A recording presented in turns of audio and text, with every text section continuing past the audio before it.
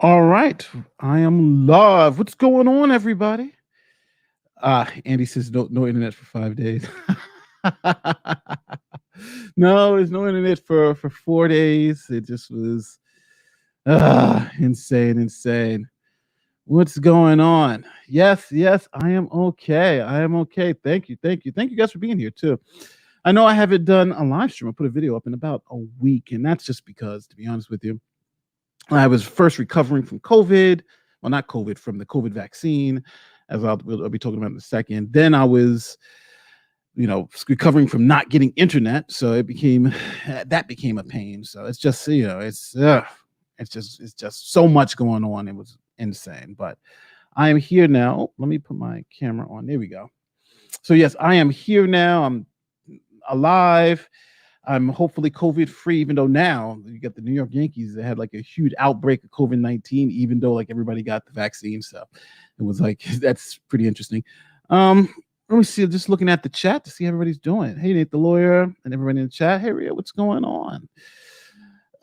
So this today, I really didn't have anything planned out, but I had some topics I was going to cover, and this was just just getting back into the swing of things because it was one of the more interesting things about doing this stream is I was actually nervous. Like after you haven't done a stream for a while, like even just doing like this regular stream, I was a little nervous before I started up. I was like, but I do streams all the time. Why am I nervous?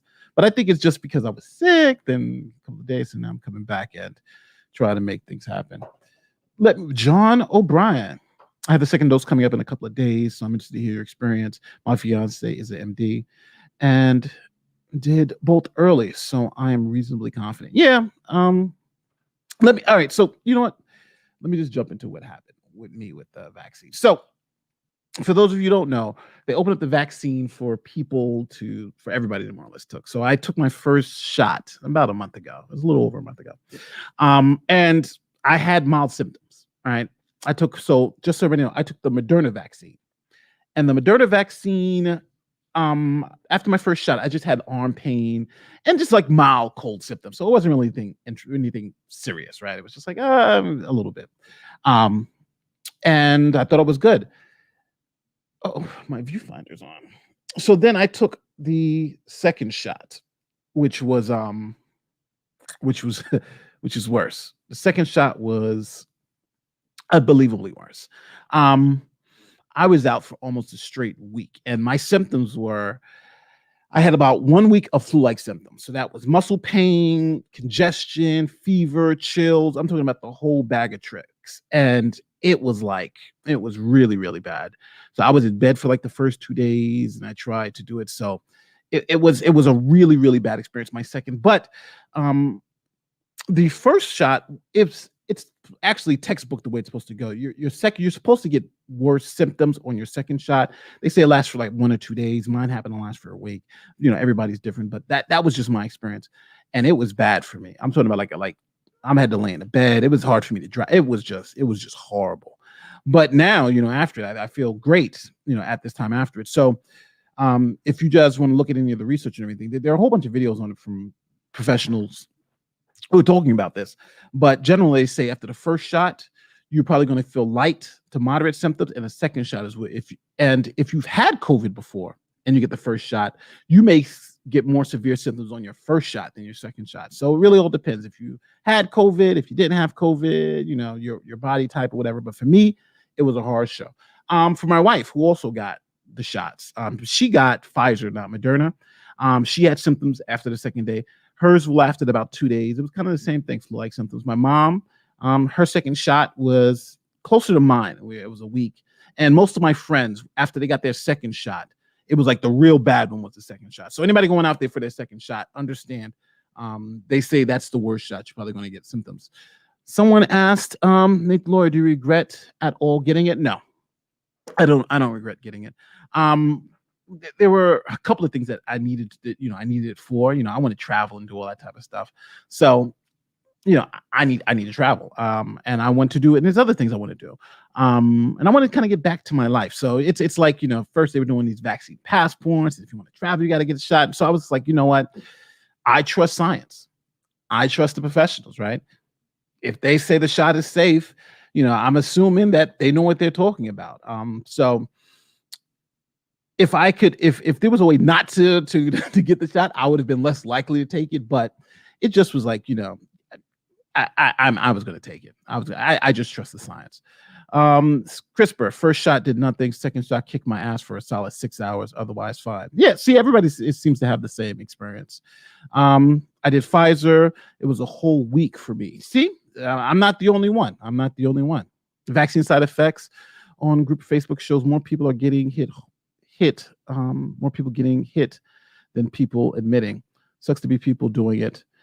Get your life back. Yeah, you know what?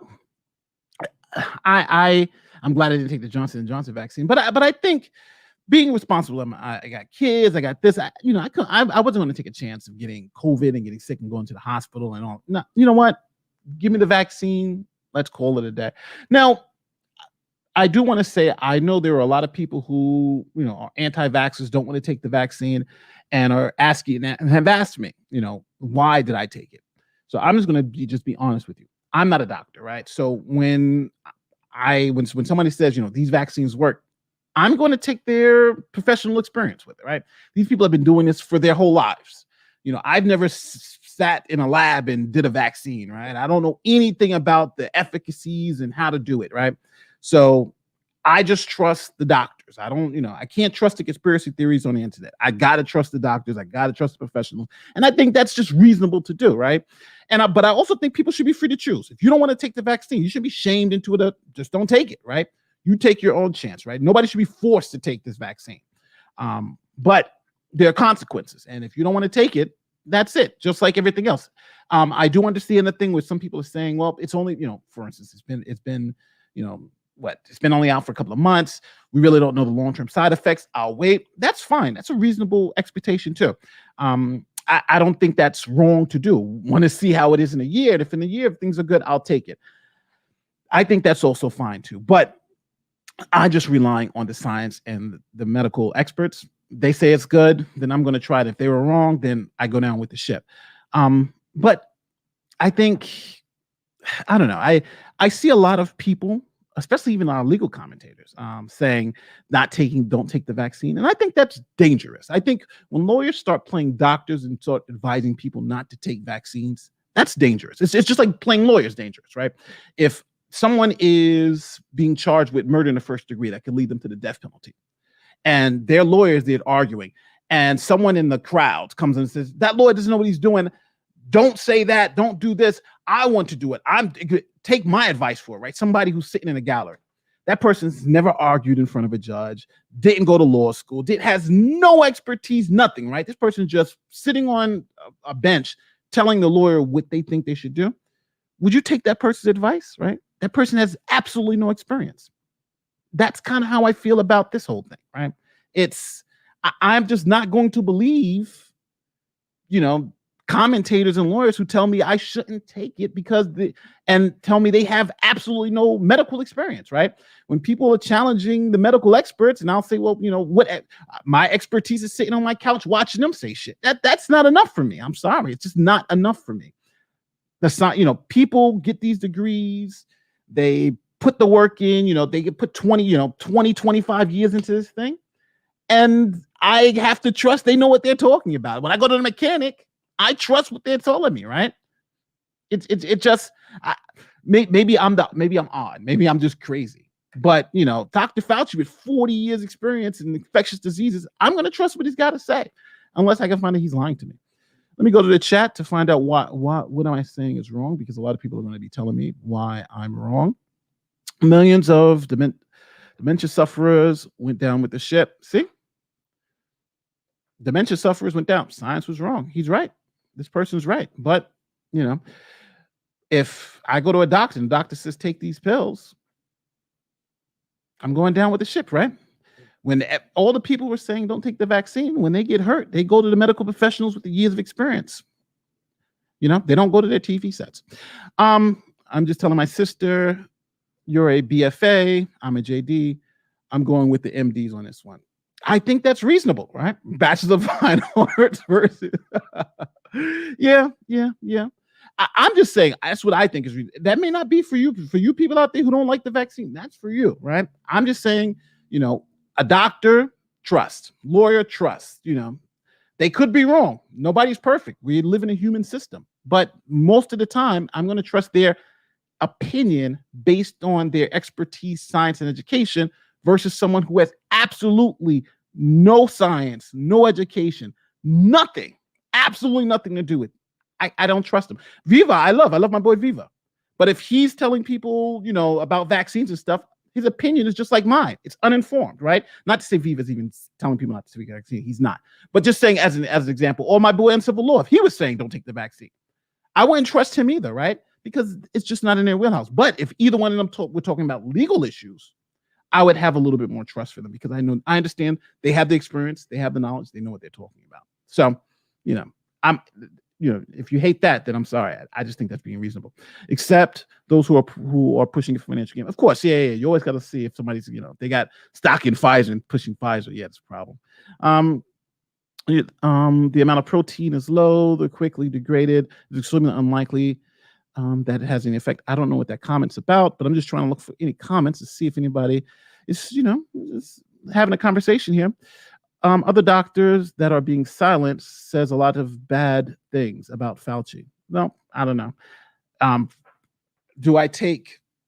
Well, first you got to tell me who these doctors are, what they're being, why they're being silenced. Are they saying stuff that are, because again, Fauci and the CDC, the National Institutes of Health, the World Health Organization, all the major scientists are saying one thing. And if you have a doctor on his own saying something else, I would listen to what that person says, but I'm going with the consensus, right? So if one doctor is saying X and the consensus of the medical community is saying Y, I'm going to go with the consensus of the medical community, right? The people at the top of their field, right? I'm sorry. So if you got the one or two doctors who are saying, like the voodoo doctor that Trump was retweeting, that voodoo doctor saying something, that person is a doctor. She was a doctor.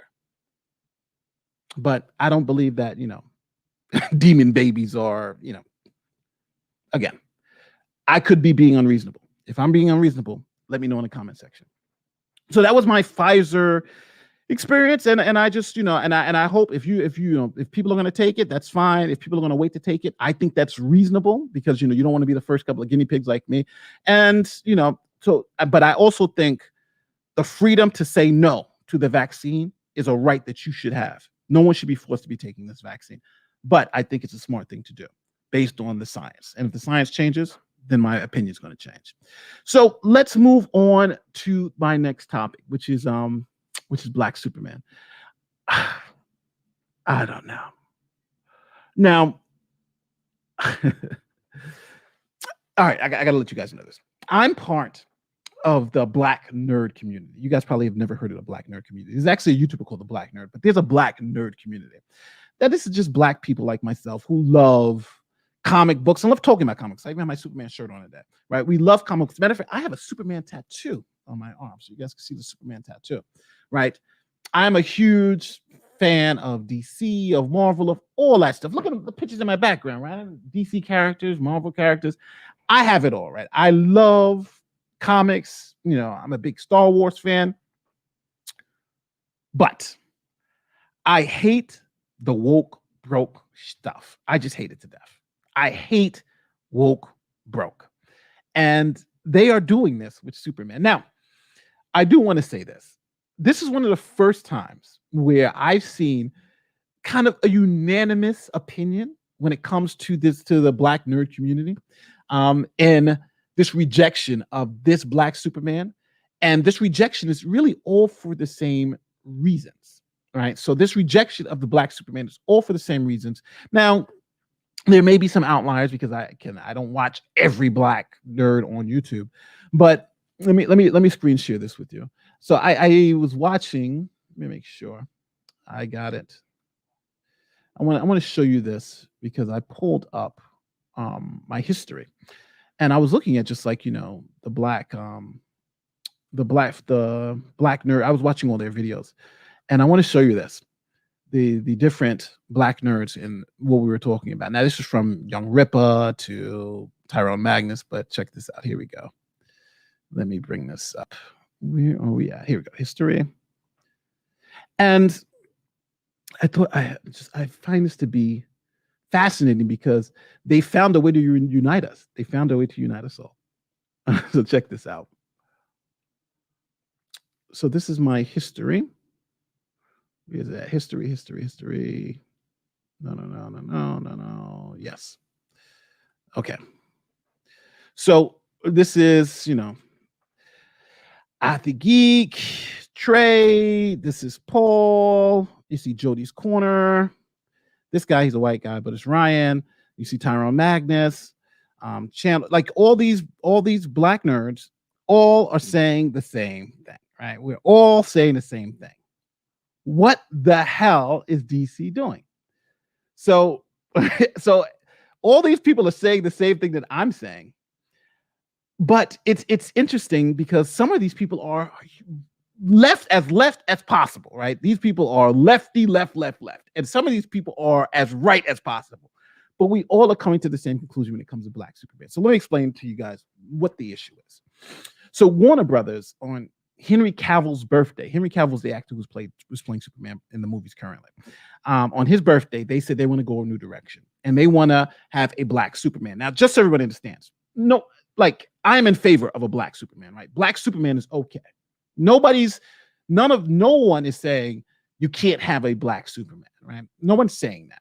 So it's okay to have a Black Superman. It's okay, right? We actually appreciate it. There are Black Supermen in the comic books, right? There are characters in the comic books. There are 2 characters in the comic books that are Black Superman. So this is not something that's, not unique.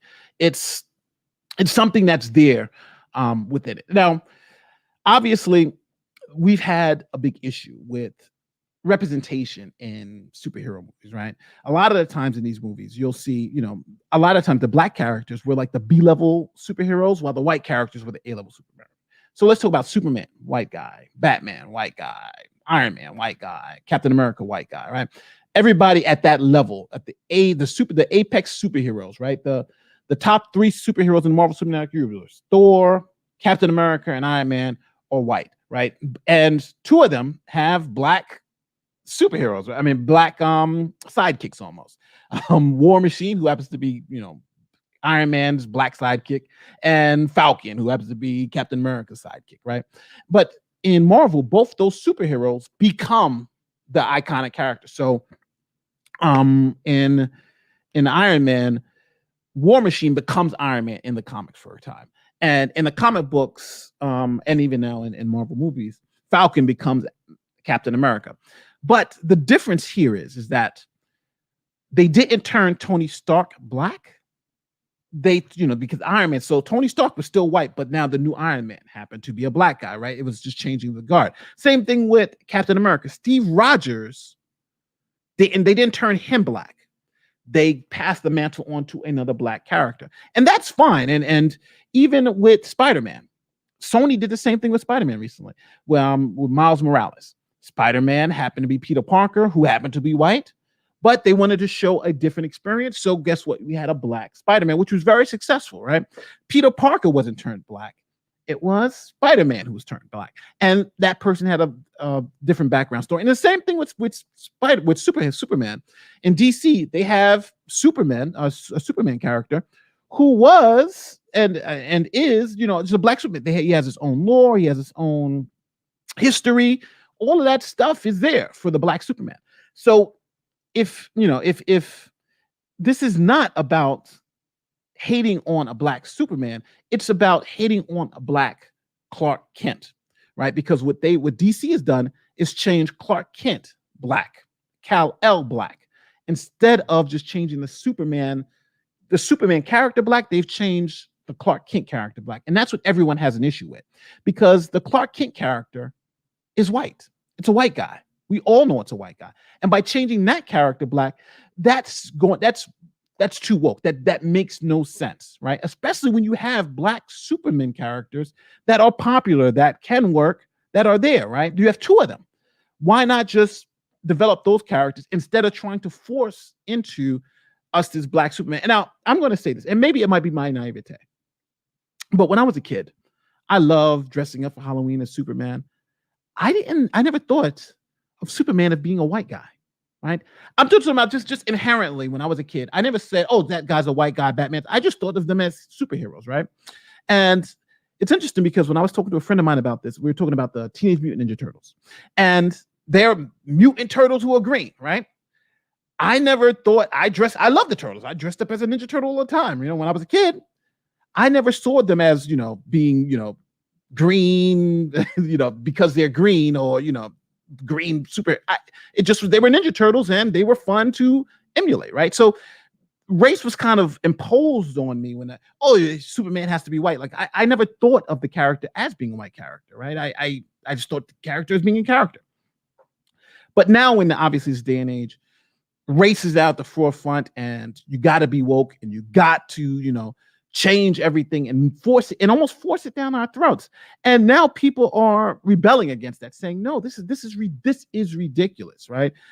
We can have black superheroes. We can have a black Superman, but why do we have to take somebody else's story when you can make a story of your own and we can be successful at it, right?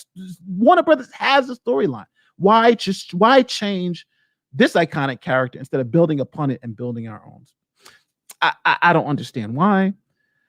They could have made like the Steel movie. We know Steel movie was bad, but I do want to understand that we have to also understand the cultural appropriation that has happened, especially with black characters, which I think is why this is happening.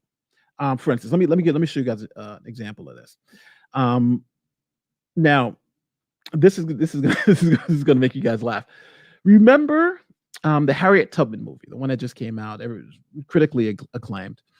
So I want to show you this. Remember when they wanted this actress to play Harriet Tubman? Check this out. They wanted Julia Roberts to play Harriet Tubman. Now that's just ridiculous, right? Julia Roberts playing Harriet Tubman is goddamn ridiculous. Let's just call it what it is, right?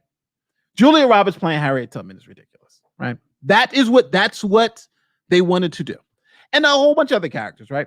So this is why you have this now backlash, right? Well, they were trying to turn Harriet Tubman white. Let's turn Superman black. This is obviously you don't want, but two wrongs don't make a right, right? This is insane, right? Let me go. Superman is a small town farmer. Facts.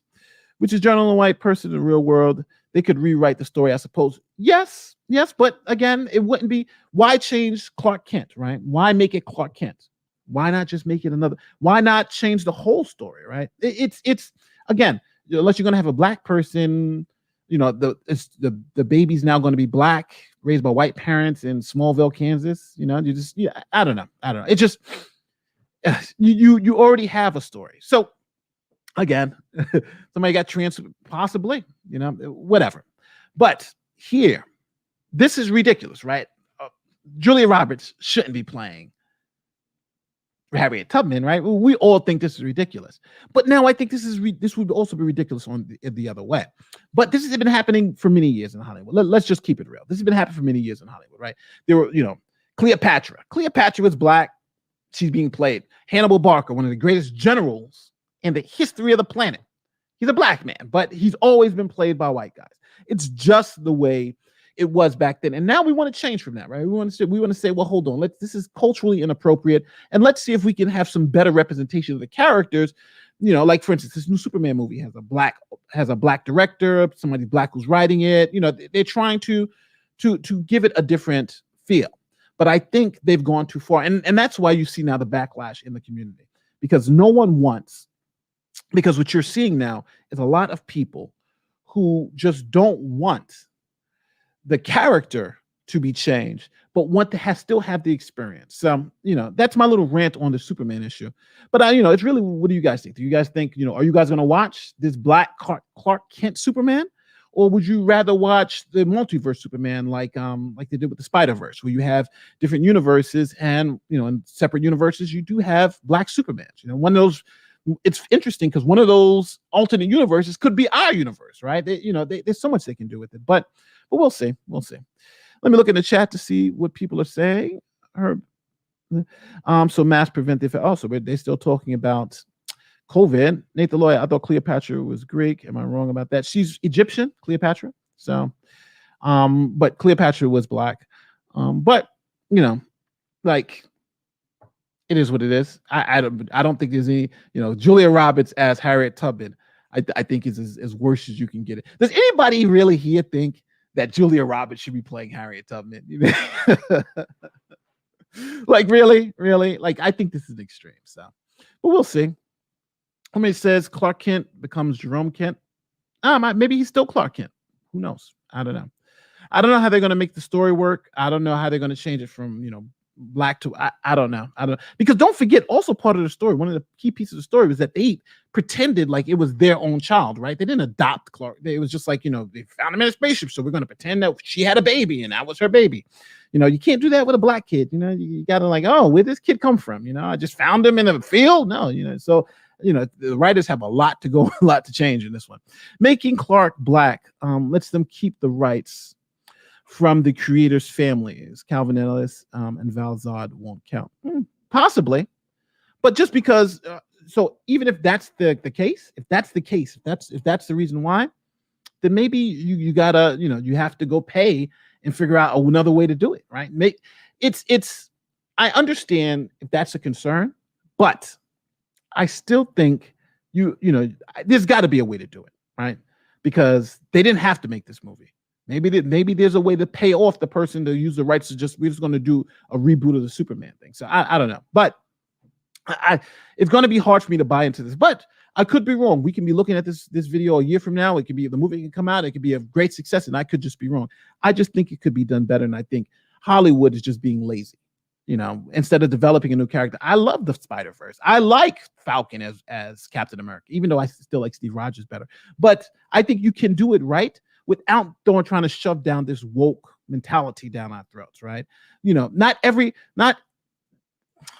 I think we get to a point where every heroic character, even though, yes, there was racism involved and all that stuff, but us as kids, we didn't see the race. And now as adults to shove it down our throats as racism it's not the way to do it. When you can easily change these characters in a way that doesn't make it seem like the whole history and change the whole character, it just doesn't make any sense in the long run. But again, this is for mass marketing. We'll see what WB does. But I'm just not with it. So, let me know in the comment section. Are you for this Black Clark Kent? Because Black Superman, I'm for. Black Clark Kent, no. And you have all these other black characters that you could develop. So we'll see. Let me move on to the fake fundraisers. So we've talked about my COVID experience. We've talked about Black Superman. Let's do. Let's just do the fake fundraisers. So for all you people out there, I am part of I'm part of a whole bunch of different communities, like the Black nerd community, for instance. But I'm also a part of the skeptic community. And this is a community who, we like to kind of focus in on evidence. We argue against flat earthers and, we hate, or we try to look at evidence and gather the right conclusions based on that evidence, right? So we're skeptical of claims, and we try to see where the evidence leads.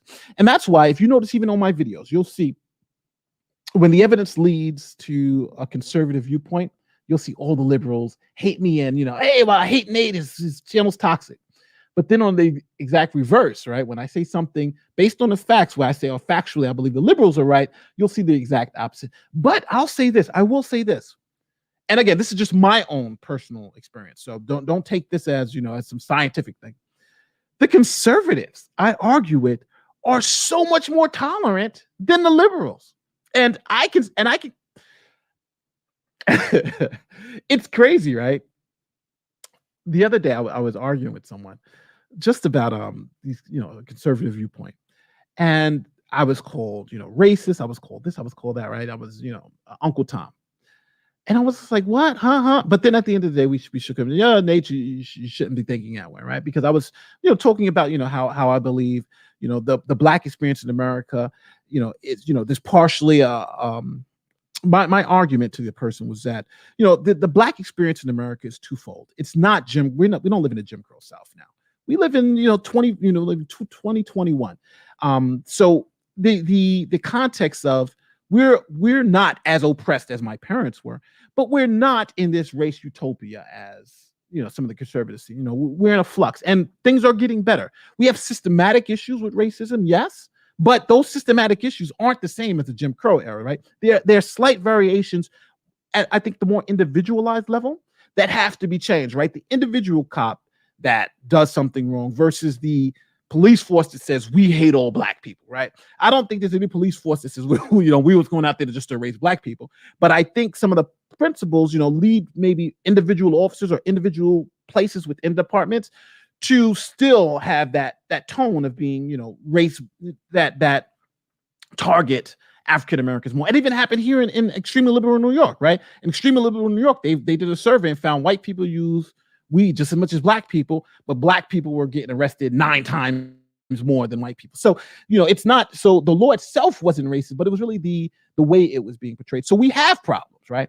But I think both sides don't want to ever realize that we've made progress.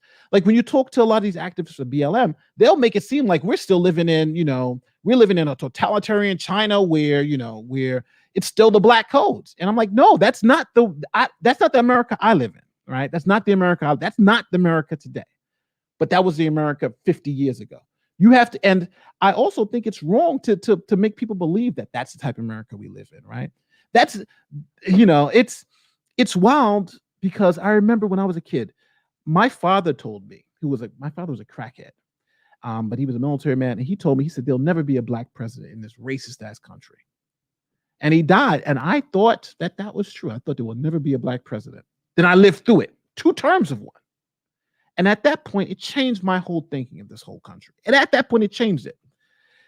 At that point, Barack Obama got the most votes of any candidate for president ever.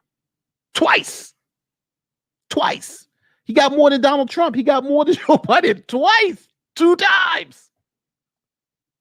Well, no, I think Joe Biden won last time because it was, but it was more, he got the most votes. Like, really? I don't want to get too far into it, but that's it. I just feel like sometimes liberals are just so intense on thinking they have the moral stand, but just don't look at the reality of it. Barney for 50 HRK says, hey man, if Lin-Manuel can make Hamilton a rap musical by black actors, surely Julia Roberts can play Hamilton in an all-white musical. Sarcasm. Yeah, if she wants to do a musical, but they were doing a real movie. That wasn't a musical. They weren't doing a musical. They were doing a real film about, this was, she was going to be, free. No. Musical, yeah. Hey, satire, satirical musical, yeah, but no. Sarcasm. I'm sorry. I'm just jumping on the whole. And I remember I was getting so upset because we were talking about Trump, right? So I kept showing like pictures of Trump with Al Sharpton and all that stuff. He was giving money to Al Sharpton. Al Sharpton that and they was like, well, he's a racist. I was like, yeah, but he's a racist who loves Al Sharpton. At one point in time, it just. I think right now everybody, it's like we're all in the Mexican standoff. Everybody has guns pointed at each other, and no one's going. The left is not going to say we've made progress, and the right's not going to say it's not a utopian, right? But we all know where we're at. We all know there are problems that we can all get over. We all know it's not perfect, but we all are moving forward, and things are getting better. That's just hopefully my rant will not live on too long in the YouTube community, but that's my rant about it. But back to the fake fundraisers. So these fake fundraisers have been going on. So let me pull up this PowerPoint that I want to show you guys. So these fake fundraisers have been going on in our community for a long time. There's a whole bunch of them. Let me go to this, Google this one. Let me make sure it's this one or this one. All right, so it's this one. I'm going to change this to this so I can see it. All right, so this is what I want to show you. So first, let's go back to one of their first fraudulent fundraisers. Now, I hate even bringing it because, we all know what this was. So these people, the skeptics, right? This was one of the first fake emails that they sent out. Now, they had done a fundraiser to help this woman get funds because they said she received this email from YouTube and it stopped her from making any money on YouTube for 90 days. It was a sole source of income. So they sent this email out. Now, this email, everywhere you see these marks, shows where this email has issues. This email is wrong. It has problems. It is a fake email. So they had a fundraiser based off this fake email and got money. So this was like our first fraud raiser, right? And they, raised, I think, $1,000, whatever it was, and fake email. So there it is, right? Fake, 100% fake. So you would think that they would be a little more skeptical about fake emails and fake stuff and not, do these things. So then we had a second fake fundraiser. Now, this guy that you see on the bottom is Sean Hufford. Now I got to give you the TLDR on this. If you haven't watched this video is crazy. But with this video, with the fake fundraiser, it was interesting. Sean Hufford, the guy on the bottom, said that he needed to pay off 10 months rent. So they asked for $10,000 and they needed to pay off 10 months rent. And if he was able to pay off the 10 months rent so he could move, and the issues were number one, to keep, just so we're all clear, the issue was so he can keep the eviction off his credit, right? Because he had good credit. And so he can move and not have any problems. So we wanted to pay off 10 months of his rent, which was like $7,400, whatever. So he can keep his good credit and then he can move. That's the reason why. But learning with Suge, check the comment section of the video. But so everybody understands, all that was fake. He didn't have to pay off 10 months. The whole thing was fake. He didn't have to pay off 10 months rent. He just took the money and said he spent it on Grubhub, $8,000, just spent it on Grubhub. So the whole story was fake. Everything they said about the story was fake. But the community of skeptics, our goddamn community of skeptics, have the nerve to continuously go out there and tell people he didn't mean to scam us. Right? The guy lied about having to pay off his rent, and the community of skeptics, the people who say they're skeptical, go around saying, well, you know what? Sean's such a good guy. He didn't mean to scam us. He just took our money and stole it and just walked. Like, what? But Learning with Suge, this guy, another YouTuber, Learning with Suge, brilliant guy. He did a video. Now, I want to show you this. So when the video first came out, when they first did this fundraiser for rent, the fake rent fundraiser, they went and asked, they did the fundraiser and there was a comment section. So they did the fundraiser asking for the $10,000 to save his credit, whatever. He was worried about his credit, blah, blah, blah, blah. So then they did the fundraiser. And check this out. So under the fundraiser, because people aren't stupid. This guy, Marty Moose, again, this is on Learning with Suge's channel. Go subscribe if you check him out. He says, why doesn't he just buy a bus ticket for $100 because he was going to move and then start the new job? He said that he had decent credit, so use a credit card for a cheap motel until the money starts rolling in from the new gig. I don't understand why he needed $10,000 donation to get this rolling. He said he considered being homeless. If you then ask a random homeless person, I bet none of them are worried about breaking their blanking lease, right? So that's what he says. So now, just so we're clear, Sean Hufford did say that he needed this lease, particularly he needed to pay off this lease because he wanted to save his credit. So let me take you to that clip so you don't trust. So it's not just about trusting me. It's about hearing it from the horse's mouth. This is Johnny O from the Plot Holes. If you guys, Johnny O's fucking fantastic. Don't forget, subscribe to his channel if you can. It's fucking fantastic stuff he's got there. But let me go to Johnny O. Now listen to this audio. Now I got to set this up for you. Team Skeptic, another person from the skeptic community, Team Skeptic too, fantastic guy. They are going to confront Sean Hufford with this lie, and they're going to ask him straight up, like, hold on, what did you need this money for, right? And he's going to explain that, hey, you told us you needed this money to save your credit, but listen to it for yourself. Don't let me not spoil it. Listen to it for yourself and check this out. Let me mute myself so you got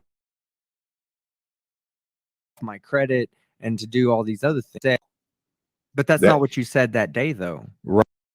I was not fully aware that we were about to ask for $10,000 from the crowd. Correct? Correct. Okay. So when we were going through this and I was making my point, things kept going through my mind. I was like, what is his intent here? Like why? Like I can understand if we said, when I pointed out, I said, hey, we have another option that we can do, and maybe your mindset wasn't the same. I don't know how you were thinking, and I don't know what was going on in your mind. But what was there that made you do something so illogical? Because even when you describe it to me today, it still seems like it's such an illogical, that there was no way that this person who I held in such high regard for his ability to critically think, going down this path of illogical positions, illogical fucking actions. And I just want to know what the intent was when you said, hey, let's do this. Because my understanding of the law was you buy out a lease, and if they rent it out, or at the point they rent it out, they would reimburse whatever was not covered or whatever the new tenant would take over. That was my understanding of the law. But that's not what you said that day, though. Right. That day you said, I'm doing this to keep it off my credit and to do all these other things, which because if you buy out a lease, it doesn't go on your credit. It doesn't go on as an eviction. But right, I wasn't able to do that. But you still could have put up your 30-day notice or 60-day notice, and they would have. So just to be clear, the reason why they were paying off this part, right, was to save his credit, right? He wanted to save his credit, right? Makes sense, right? All right, we're going to pay off your lease and save your credit. But let's go back to under that video where Sean Hufford responds to Marty Moose. And here's the comment Sean left. Marty, I would love for you to find anywhere where I say I have decent credit. I have publicly stated that my credit is 0. When bankruptcy was filed 18 years ago, I have never been in a position to build credit after that. It has literally been paycheck to paycheck. Fact check yourself before making yourself look stupid. What? Right? What is he talking about? He just told everybody, right? He just told everybody, I need $10,000 to pay this thing off to save my credit. And under the video, in a comment right after they did the fundraiser, he says, my credit is shit. So why does he need the $7,000? Why? Because he's scamming you. Because he stooks your money. Because the people who are in the skeptic community see this and want to say, Scorn's a good guy. He's not scamming us. He needs the money to save his credit. And he's sitting here telling you, no, I don't, because my credit is shit. So why is he asking for $7,000? Walk on the lease, right? His credit is shit anyway. Think about it. Skeptics, this is for you. Think about it. He's telling you, I didn't need the money for credit right after he had the fundraiser. And then afterwards, after he gets caught, not taking the money, not spending the money on Grubhub, $7,000 on Grubhub for 2 months. Yeah, like that really makes sense, right? Yeah. Think about it. And people are still out there saying he didn't intend to scam them. Yeah. So I don't understand why the skeptic community is not skeptical of these BS claims. It just does not make any sense. Yeah, Sean Hufford scammed you, and he meant to scam you. That's the reason why he said, it's to save my credit. Oh yeah, but my credit is shit anyway. So an eviction wouldn't have done anything to his credit, right? It doesn't do anything. If your credit score is 0, what's it going to make it -5? Come on. But he didn't mean to scam us, even though everything he told us for the fundraiser was a lie. He didn't mean to scam us. Yeah, right. Crafty Keeler, Nate the lawyer. Sadly, I question how many skeptics there are left in the community. Yes, Crafty Keeler. Yes. Yeah, I'm just calling it out for what it is. Anybody telling you Sean Hufford didn't mean to scam you is either lying to you or too stupid to understand it. I'm just going to say it. You pay him $8,000 to pay off his credit, right? For what reason? Because he has good credit? Yeah, you assume that he would have good credit. He's telling you he has a 0 credit score. So what the hell does it matter if you get evicted on your lease anyway? What does it matter? Yeah, he's going to get a negative credit score. It's going to be worse for him. Come on. Come on. And it's sickening because I see people who I respect, who I hold into the high esteem, who are saying, no, he didn't mean to scam us. What? What? And I haven't even gotten to the next scam, right? So this is that one. This is that one. Obviously, he meant to scam us. He scammed us, and he took the money and ran. Now let's go to the fake cancer fundraiser. Again, this same group, this core group. This is a third fundraiser, right? That we know is an absolute scam. The third one. This is not like the first and second one. This is the third one that we know is an absolute scam. And they keep hitting us with fundraisers, right? So here's another one of their fraud raisers. This woman says she had cancer. So let me just put it in. She said she had cancer. And that was a lie, right? Had cancer, sympathy from everybody. That was a lie. And then raised a whole bunch of money for it. So the other day, I think somebody else, I was arguing in Discord with someone, and they said, well, Ilya, I don't believe it was for the money. I don't believe Ilya scammed us for the money. So I'm like, well, why the hell do you think she scammed us? And they're like, oh, because, I think it's because she was lonely and because she got mental health issues and it's because the son was on the left side of the wall and yada, yada, yada.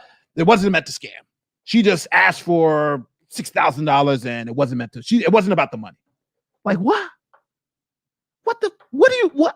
It wasn't about the money. Let's just start with the facts. Initially, the fundraiser was $2,500, right? That was the scam. It was for $2,500.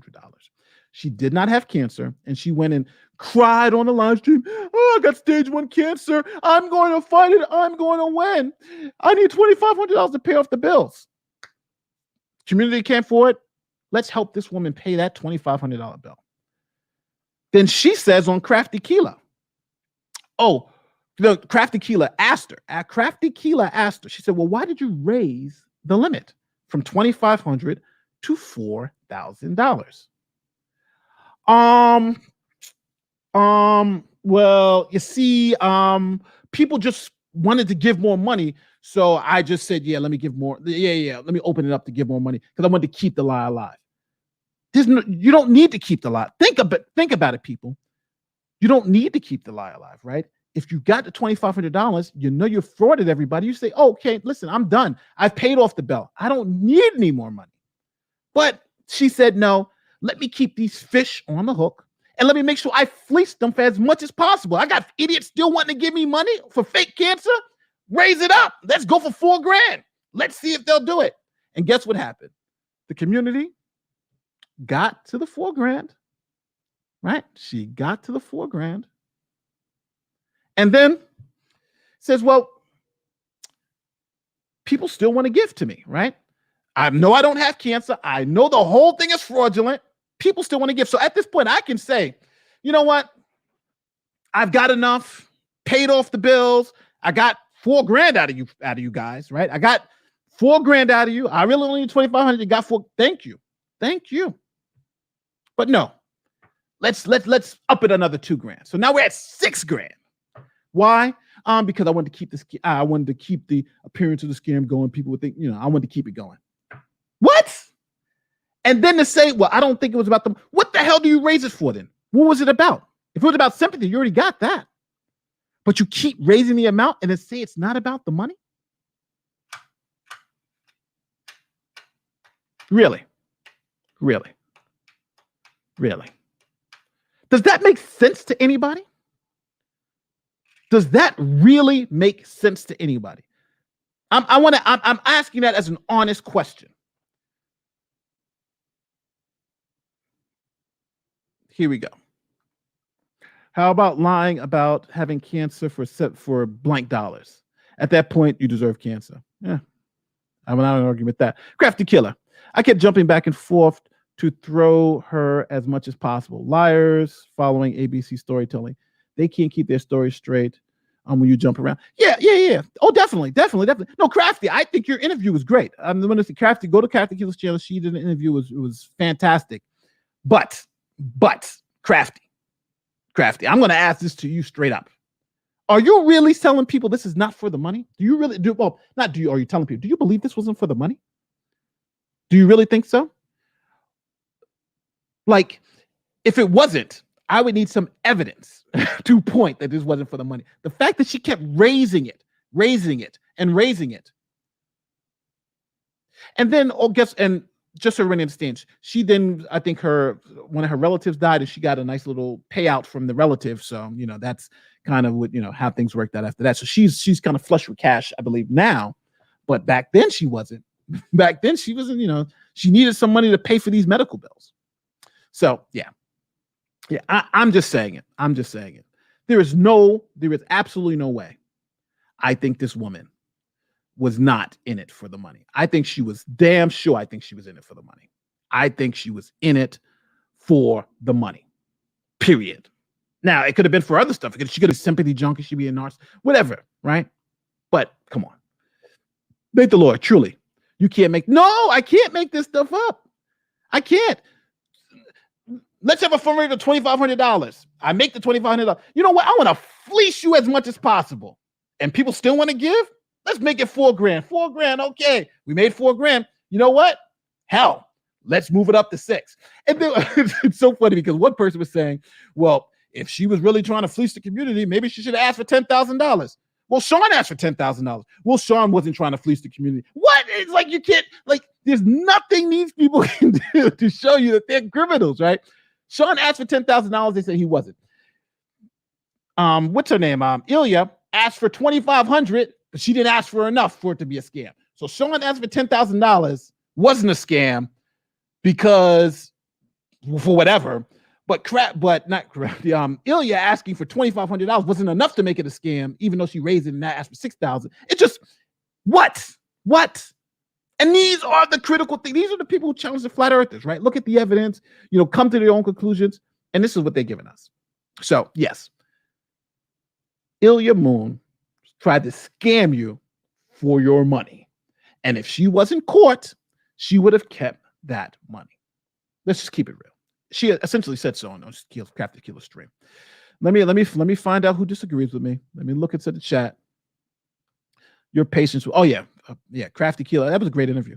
You guys should definitely check it out. Crafty Killer's channel. She said there was a delay in the payout. No, well, I got my money back, so I put it on Twitter.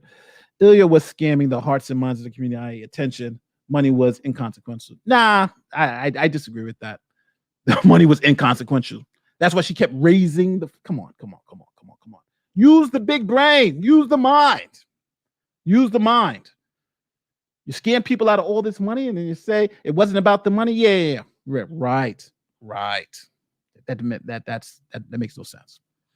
I wish I could scam money like that. Yeah. I wish I could too, right? I wish I could too. Oh, you agree with Rhea? What does Rhea say? Rhea, I craft the killer. Oh yeah.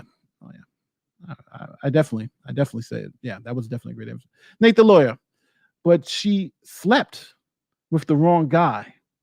Did she mean he was poor? I don't know. But also too, about the whole who she slept with thing. I really don't care who she slept with. Like, it really is inconsequential. But I will say this: if it was Red who she slept with, which I have no evidence, but if it was, then that makes sense, because then it kind of puts everything in perspective. Why he was lying for her and telling her all this stuff, at the beginning.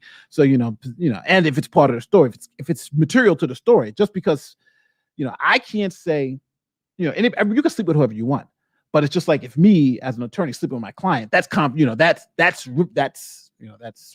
That's wrong to do, right? If she happened to be sleeping with Reg, which I'm not saying she was, I don't know, but if that was happening, then that explains a lot more, why he was lying and saying all these things for her. So, so it may not be of any consequence, but I don't care. I don't really care who it was. She scammed us and we know it. So Crafty said it wasn't real. I don't believe it was, but I'm just saying if it was, that would be material. If it wasn't, then I don't really care. Right? I don't really care unless it's material to the story. I wonder how many small channels could run charity scams. Well, it wasn't the small channels couldn't run it. It happened to be the bigger channels that supported it that made this happen. Right? She couldn't do it on a small channel. She had to get them doing it on a big channel. And the big channels have been running multiple fake scum raisers, but that's what they are. Multiple. Agrippa's in the chat. Oh, that's my boy, Agrippa. I'm missing you, Agrippa. But at the end of the day, these people, it's just, I don't know what else to tell you. But this whole, they didn't try to scam us. They're good people. They wanted it for the money. Stop it. You don't hold fake fundraisers and take everybody's money and then you get to say I wasn't in it for. It's like a bank robber saying I robbed the bank, but I was never in it for the money. Like, what the hell are you robbing a bank for? Right? Maybe you can have some super rich guy who's a billionaire who absolutely doesn't even. If I had facts like that, I would say, okay, maybe it was more about the thrill for that guy than the money. But people who are poor don't have enough money to pay their rent. That guy's in it for the money. Somebody who's in it to pay their bills for dental work is in it for the money. Yeah. When they scam you, they're in it for the money. Everything else is secondary. The money. That's the reason why you're having a fundraiser. Okay. Nate the lawyer. Got to go, but keep the truth coming, Nate. Thank you, Honest Abe. Lots of people rob banks for others. Thinks then money. Possibly. I don't know. If I'm robbing a bank, I'm not robbing it for fun. I'm robbing it for the money. How many bank robbers do you know who robbed the bank and their excuses it wasn't for the money? Matter of fact, was it John Dillinger? Who's the famous bank robber say? Why do you rob banks? It's like because that's where the money's at. I don't know. Larger channels, Red says 30-something thousand subs and way less viewers. Yeah, that's true. So that's my thing. I'm just hoping that we stop being stupidly skeptical and start just letting the facts dictate how we think about these things and how we evaluate people's actions. Because that is the most important thing. How do we evaluate their actions? And what conclusions can we draw from them? Someone who just Sean Hufford's story, the whole story is a lie. The amount of rent, the lease, the whole story was a lie. And he only came forward after he got caught. It's like after the person is caught with the blood on their hands and a gun, then the person comes, all right, yeah, it was me. You don't got to tell us that, right? We caught you. Ilya Moon, the hospital, after that, we call the hospital. She was never a patient there, and this is fraudulent. You should contact the authorities. We know it's fraud at that point in time. Then she comes out, I made a mistake. She wasn't coming clean. Sean wasn't coming clean, right? These people who made mistakes, these people who are good people who just made simple mistakes weren't coming clean, right? You guys saw my interview with Ilya. The whole first part of the interview was her lying to me. Until what happened? She eventually had to get the truth out, right? When bombarded with the facts. Okay. I forged all the documents and didn't go to the cancer center. No, really? We knew that. Yes. Come on. Get the hell out of here. So, I hate ranting like this on a poor woman, but it's just like, come on. Let's not be stupid here. Let's not be stupid. And, Crafty Keela did a hell of a job interviewing her. I gotta give credit, Kathleen. You did a hell of a job. But that woman, she just straight up lied to you the whole way through. So, but you knew that. So it's not a thing. Last but not least, before I get out of here, AT2 production. He knew about all the details. Yeah, come on. That's the fraud stars over there. They just, anytime they have a fundraiser, it's fraud stars. Invincible. I've seen the first episode. Invincible is amazing. I gotta check the rest of it out. Invincible is amazing.